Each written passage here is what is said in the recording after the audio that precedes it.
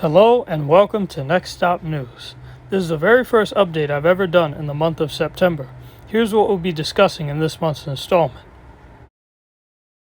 First off, the R211s continue to make massive moves within the system.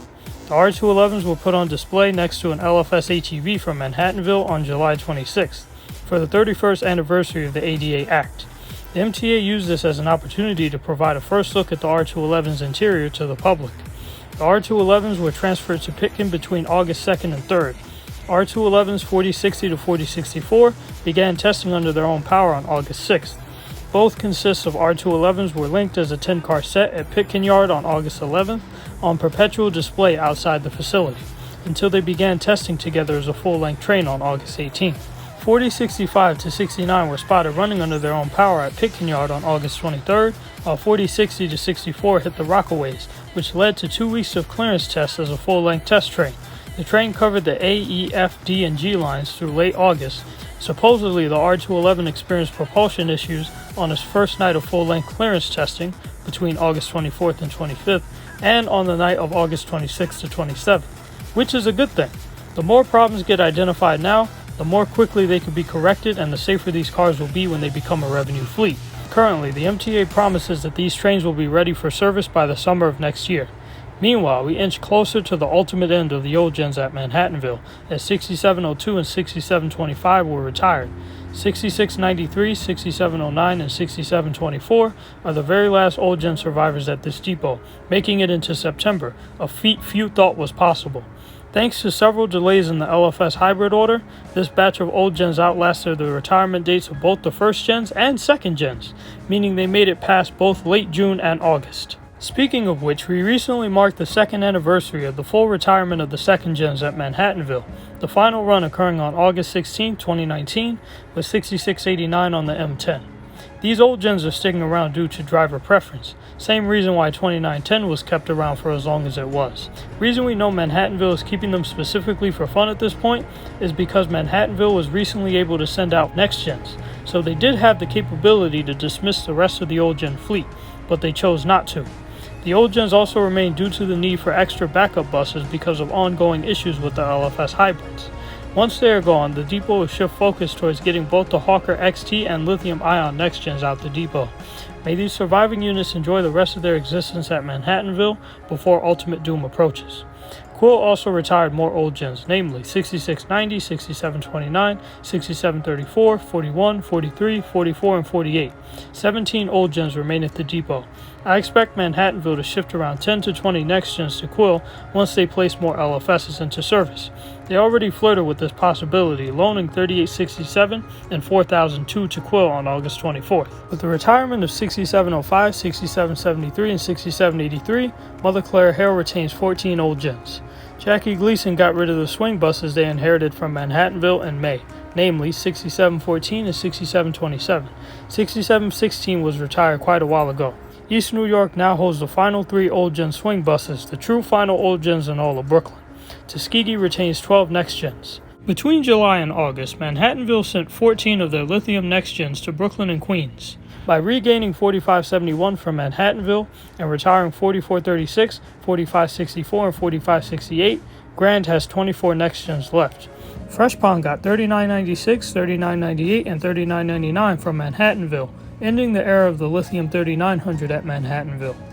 The Pond also got 4697 from Casey Stengel and currently has 79 Next Gens. Flatbush got 4230 and 4233, increasing their total to 67 Next Gens. 4094 and 4098 left Gun Hill, and 4365 and 4367 left Kingsbridge Depot. Gun Hill now has 21 Next Gens left, while Kingsbridge has 22. All 4 aforementioned units were sent to Queens Village to help retire Old Gens, bringing the total of Next Gens there to 44, and the total of Old Gens there to 43. 3974 and 4515 were confirmed retired, bringing East New York's total of retired Next Gens to 5. However, Manhattanville gave 5 Next Gens to East New York to resolve the shortage.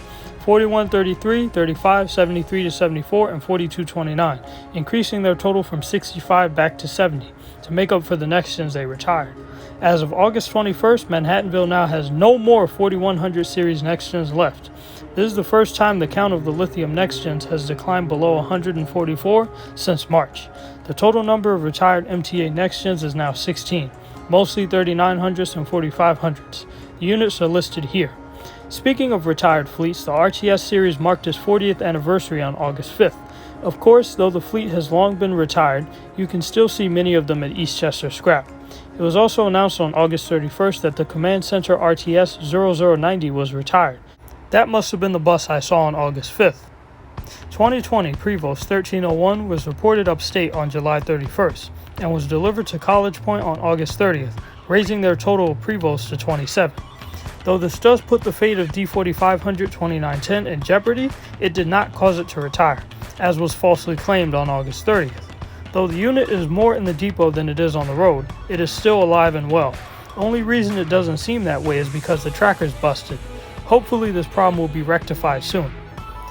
1397 also got into an accident. This is the second accident a 2021 Prevost has gotten into since 1326. However, it is now back in service. Eastchester has 1382 to 1404. However, my bad on the last update where I said they had 1405 and 1406. These units haven't arrived yet. However, Yonkers is now resembling Eastchester more and more each day, as they receive more 3300 and 3400 series MCIs from Eastchester. Far Rockaway received 1441 and 1454, serving as partners in crime to 1438, and signifying a resume in the Prevost order after another delay that lasted through much of August. They also had 1399, but only for training purposes. Meredith Depot now has up to 1586, 30 new Prevosts total. Their allotment is 60% complete, as they have received all the buses that were confirmed to be built on April 8th. Meredith retains 24 of their 2015 to 16 Prevosts. Charleston retains 21 D4500 CLs, and Castleton retains 10 D4500 CTs. At this moment, it seems like the rest of Castleton's CTs are slated for retirement, with 2218 being the lucky exception. The Nova LFS Hybrids also experienced another small pause in deliveries between August 9th and August 17th, and with severe delays throughout the rest of August. Manhattanville's count of LFS Hybrids stands at 53, with 5 on standby for delivery. Kingsbridge has 15 due to the arrival of 9663, and Tuskegee still has, 8. We're roughly still at the same number of confirmed LFS hybrids as we were last update. The delay is holding up the retirement of the old gens at Quill and Queens Village. Meanwhile, I'm still waiting for the base order to wrap up so we can get started on the option orders. Come on, Volvo, let's pick up the pace. We still need 6 more units to be delivered and 83 more to be built in order to wrap up the base order once and for all. Gun Hill's going to be waiting for quite a while before they see a piece of the pie. If it took Nova 6 months to build 80 buses and to deliver 76, who knows how long it'll take to build the rest of the base order, let alone the options. As you are aware, the delays in the base order directly affect the pace of when the option order arrives, as well as the cone heads, as they themselves are an option order of the LFS hybrids, hence the spec changes. This is why the delivery would have been quicker had the hybrids been an option order of the diesels instead, but sadly, the building order was set in stone long before the pandemic began. All of the base order was supposed to be here by the end of August, but sadly, we have less than half of it. Nova failed not only the old timetable, but the new one as well. Various issues with production and the mechanics of the model have contributed to these delays. In fact, many of Manhattanville's LFSs had to be serviced on August 17th, but everything seems to be fine now. 2021 XDE40s 9579, 9582, and 9584-85 were delivered to Hale on August 10th, increasing their total to 23 units. However, New Flyer wasn't out of the woods on this problem either, as they ceased deliveries for 20 days, contributing to the great hybrid holdup of 2021. This is why the old gens have been lasting so long, as both Nova and New Flyer have been having software, hardware, door issues, and production issues with their buses. I also wonder if the global chip shortage has anything to do with this. Afterwards, the Excelsior hybrid delivery resumed on August 30th, when 9591 was announced to be at the JFK vendor. 2 Allison units were also confirmed to be at the JFK vendor on August 30th, 9511 and 9512. I'm very excited to see where they will end up, and I'm currently on standby for their delivery. 2021 XD40 7851 also had various door and mechanical issues, causing it to be sidelined since August 3rd. On August 30th, after making trips to Zariga and the JFK vendor, it returned to Fresh Pond and resumed service on the Q58 on August 31st. West Farms Depot is still experiencing a shortage. It's so bad that even TTMG recognizes it. They have confirmed the fact that up to 8 standard buses and up to 6 articulated buses a day are loaned to the depot from Kingsbridge and Gun Hill depots. As of now, it doesn't look like the problem is going to get any better. Add this to the fact that Kingsbridge and Gun Hill will experience a net loss of 10 standard buses if they decide to get rid of all their next gens once the LFS Hybrid order is complete. So this is just a bad situation for the Bronx, and there's one thing that will either make it much better or significantly worse: the redesigns. As of August 16th, the bus redesign efforts are back underway for the Bronx, Queens, and Brooklyn after being delayed due to COVID-19. The specific changes will be listed in future updates, and the program will take place in the summer of 2022. The BXM routes will also be affected by these changes. One notable change being the BXM 18 along the West Side Highway, which I can't wait to see. We also had the rise of the Supreme L train, 2 4-car sets of R143s, fully wrapped in a red scheme with the word Supreme written on each car 2.5 times, making for a total of 20 Supremes. However, it was taken out of service on August 19th due to vandalism. Finally, we had the G to the C, which took place on the weekends of August 7th and August 14th. 2 sets of R160B Siemens returned to the N&W on August 24th as loans from Jamaica Yard, the consists being 8933 to 8938 and 8873 to 8947. The New York Transit Museum reopened on August 14th and is now accepting visitors who can prove that they had at least 1 dose of the COVID-19 vaccine. The shuttle ran its last set on track 1 on August 20th and its last set on track 4 on August 22nd, as it transitions to full 6-car operation. After years of construction and repair, I'm excited to see the finished Grand Central shuttles in operation. Despite these accomplishments, the MTA experienced 3 hard hits back-to-back. All of IRT as well as the L line were grounded on August 29th due to a power surge, and the IND struggled to run trains on August 30th due to a crew shortage. On September 1st, Hurricane Ida's remnants severely flooded the subway system, as well as several buses. Once the system was able to get back online, partial train service was conducted, and an R62 made its way to the fore. Credit to Lance Wright for the imagery. The link to his channel will be in the description. NICE increased their total of Gilligs to 28, with 2012, 2014 to 2026, and 2033 being confirmed. They now have Gilligs 2000 to 2026, with 2033 being on the way. They are definitely becoming a unique staple at Jamaica and Main Street. As a result, NextGen 1701, 1710 to 1711, and 1720 were retired, along with a few others. 1704 might also be retired. NICE also picked New Flyer for the electric bus bid. Though it's not Proterra, Nova, or even Gillig, it will still be excited to see those XE40s get delivered, as it will mark the first time that NICE has ever used electric buses, not to mention the first time they've ever used a bus that is not CNG powered since the early 2000s. NICE's 10-year lease is expected to expire in 2022, potentially making the Gillig and electric orders the last tokens of their legacy in Nassau County. I'm not sure if Transdeb will renew the lease after this, or if another agency will take over after that, but I'm not really sure what will happen. Their future looks uncertain from here. At the same time, as OMNY cars prepare to roll out in retail stores this month, NICE is slated to receive OMNY in the summer of 2022. 10 MTA bus routes are slated to feature all-door OMNY boarding by next summer, and I'm excited to see what those routes will be. OMNY will also be rolled out for the Beeline system next summer, giving MTA customers the same payment compatibility with Beeline as the MetroCard did. Speaking of Beeline, a 2021 XE35 141 was confirmed to be built and delivered to Valhalla Garage on August 9th, which absolutely knocked my socks off. It looks outstanding! Look at those Alcoa rims!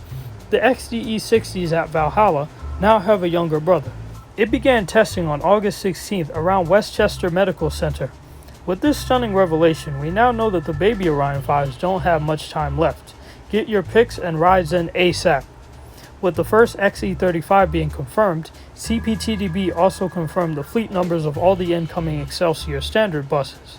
Westchester County will receive 4 2021 XE35s, numbered from 141 to 144, which will have a Siemens engine and transmission, as well as twin vision signs like the XDE60s do. If all goes well, they will order option XDE35s numbered from 145 to 154, making the loop routes at White Plains a mixture of hybrid and fully electric buses. They will also receive XE40s 398 to 399 to test out electric technology on longer routes. The main delivery, however, is the 2021 to 2022 order of New Flyer XDE40s, which will have twin vision signs and Cummins L9 engines, and will replace the 2006 Orion 5 diesels from 601 to 704. The base order of XDE40s will be numbered 401 to 466, while the option order will be numbered from 467 to 506, and will be delivered from 2022 to 2023. Yep, we're going back into Neoplan territory numerically. Overall, in the long run, the baby Orion 5s in the 100 series, as well as the 40-foot Orion 5s, will be eliminated from service. Though not confirmed yet, Suburban XDE40s will eventually replace the Orion 5s on the BXM4C, but we still have quite a while before that happens. I presume that they'll be in the 900 series, like the MCIs that used to run on the BXM4C many years ago. We're also on standby to see what will happen to the B-line Old Gens, though it's likely that XE40s 398 to 399 and XDE40s 505 to 506 will be enough to replace them. Dash Bus also unveiled the new Dash network on September 5th, doing away with the route designation AT. The AT1 became line 35, the AT2 and 2X became lines 102 and 102X, the AT3 and 4 became lines 103 and 104, the AT5 was replaced by the Metrobus Route 7A, the AT6 became line 31, the AT7 became line 32, the AT8 became line 30, the AT9 became lines 36A and 36B, and the AT10 became line 33. Lines 34 and 102 are brand new routes added to the system. Additionally, fare collection has ceased on these new routes. Dash is going in a great direction, buying more electric buses and giving people free rides. Believe it or not, the MBTA also launched a similar pilot program, making their 28 line fare free. It was confirmed that the Dash Neo plans were retired on August 8th, after being sidelined on July 17th. The Westchester Neo plans are now pretty much history. They put in 20 long years of service, and they will be missed. This ends the era of high-floor articulated buses in public service and in the Northeast. The only high floors left now are Orion 5s, Gillig Phantoms, Nobbies, and coach buses. 2021 XE60 901 was confirmed to be built on August 9th, which I find to be very exciting. Ironically, 901 was delivered to Dash Bus's facility near Van Dorn on 9/1/21, and I can't wait to see it hit service soon. I can tell that Dash is definitely loving those new Proterra ZX5s, as they've been frequently promoting them on their Instagram account. Speaking of which, as of September 3rd, Dash is actually slated to receive 4 more Proterra ZX5s, which will likely be numbered from 807 to 810. The Orion 5s and maybe even the Gillig Phantoms left there are toast. You are seeing a trend though, right? More companies are shifting towards hybrid and electric orders. Nice, Beeline, and Dash to name a few, and they're mainly going with New Flyer in order to do so. This leads me to believe that the MTA will definitely incorporate New Flyer into the 60 electric bus bid, definitely for East New York. Good on you, New Flyer. MCI is discontinuing their D series, meaning no more D4500 models in the future. However, New Jersey Transit will be the last agency to receive a variant of the D4500 class, that being the 2022 D4500 CTs, to finish out the multi-year contract. If that order does not completely eliminate the flip dots, I'll be very excited to see if New Jersey Transit will purchase Motor Coach's hottest new product, the MCI D45 CRT-LE, or if they'll break ranks and go with Prevost for a change. The former option is more likely, however. New Jersey Transit's fleet selection at 40th and Dyer is definitely looking very different than what we saw last year. XD60s stand in place of the once abundant Neo plans. 2006 D4500CLs in the 9000 series have replaced a good deal of D4000s at Fairview, though it is still possible to catch a D4000 from Fairview, and 20,000 to 21,000 series MCIs roam freely throughout the territory after having taken over Meadowlands Garage. There is still an abundance of flip dots, however, but I definitely recommend catching them before they're gone. Fanning recommendations. This month's recommendations are 2910 New Jersey Transit D4000s, Manhattanville, Mother Clara Hale, and Quill Old Gens, Beeline Orion 5s and Orion 7s, and that new XE35 that's been testing recently. And of course, last but not least, the R211. Depending on my schedule as well as the availability of news, I may have to take a break in October. I'll keep you guys posted though. If we do go on break, I might do some sort of podcast instead. The void will also be filled with abundant transit uploads. Credit to those who have provided some of the photos and information used in this video. They will be individually credited in the comments section. Please subscribe, stay blessed, stay healthy, stay hype, and thank you for riding with Next Stop News.